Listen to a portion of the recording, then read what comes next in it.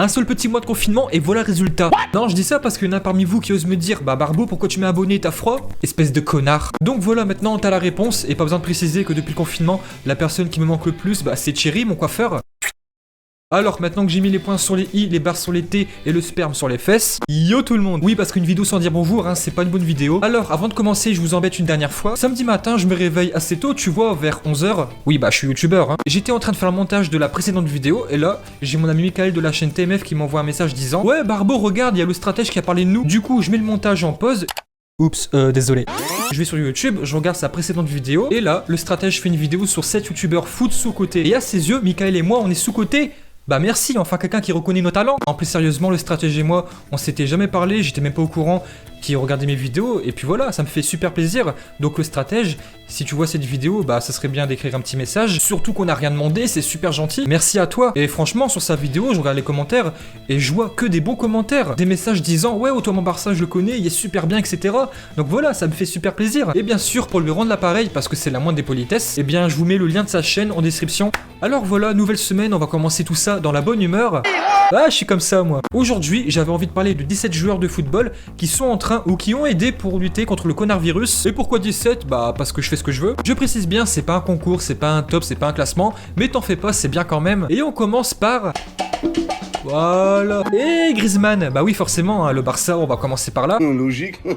On le sait très bien, le français est vraiment très attaché à sa ville natale, Mâcon. Après la Coupe du Monde, il avait tenu à présenter la coupe là-bas. Et cette fois-ci, presque 2 ans plus tard, eh bien il aide le centre hospitalier de Bourgogne, qui n'allait pas très bien parce qu'au moment de faire son petit chèque, eh bien le centre hospitalier de Bourgogne comptait déjà 80 patients qui avaient le connard virus. Le montant n'a pas été révélé, mais apparemment c'était une somme très généreuse. Il a même organisé un live commencé vendredi soir pour récupérer des dons pour la Croix-Rouge. Suivant. Fin mars, Sergio Ramos et son épouse, Pilar Rubio, ont effectué un don important à l'UNICEF qui a permis l'achat de 15 000 kits de détection du connard virus, 1000 équipements de protection individuelle et un petit peu plus de 265 000 masques respiratoires pour prévenir la contagion et propagation du virus. Et pour ceux qui ne le savent pas, Sergio Ramos, eh ben, c'est pas du tout la première fois qu'il donne à l'UNICEF. Et puis voilà, sa générosité est plutôt la bienvenue. Et maintenant, on va passer à un nouveau français, Corentin Tolisso. Depuis le début du confinement, Corentin Tolisso intervient régulièrement dans des visioconférences avec des familles, avec des enfants, des bénévoles. On parle beaucoup de dons d'argent, de grosses sommes, mais garder le contact humain, bah, c'est quand même très important. Par cet engagement auprès des familles et surtout des enfants, je voulais leur apporter un peu de sourire et de répit. Leur quotidien est déjà assez difficile, la période de confinement le rend encore un petit peu plus compliqué. C'était également important pour moi de pouvoir contribuer, à mon échelle, au travail exceptionnel que font les bénévoles et les encourager. Et maintenant, on va passer à quelqu'un qui a le seum, un belge, Romelu Lukaku. En ces temps difficiles, nous devons rester unis et rester à la maison. Je suis en appart, connard. Explique le meilleur buteur de l'histoire des Diables Rouges. Lukaku est en quarantaine à Milan. L'Italie est un pays incroyable qui a fait tant de bonnes choses pour moi et ma famille. C'est pourquoi je veux aider ce pays en faisant un don de 100 000 € à l'hôpital de San Rafael. Alors, il y en a beaucoup qui disent ouais mais 100 000 € comparé à ce qu'il gagne c'est rien du tout. Mais toi, t'as donné combien? Enfin, je sais pas, je dis ça comme ça, mais peut-être que dans 2 mois,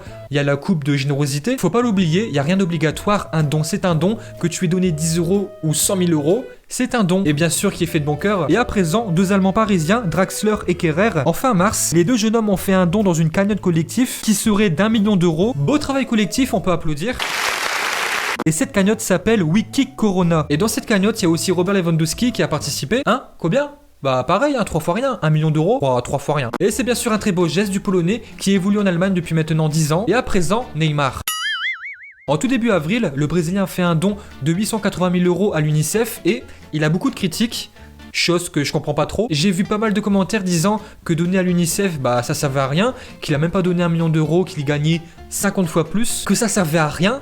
Mais toi, tu donnes rien. Si toi, t'as donné quelque chose, bah super. Mais 880 000 €, c'est quand même 880 000 €. Et même si ça représente pour nous l'équivalent de 150 €, est-ce que toi, tu donnes 150 €? Non. Donc ferme ta gueule. Donc voilà Neymar, moi je le porte plus vraiment dans mon cœur, hein, vous savez pourquoi. Bah voilà, faut dire la vérité, Neymar, quoi qu'il fasse, il est critiqué. Et je pense qu'il faut savoir prendre en compte le côté sportif et l'humain.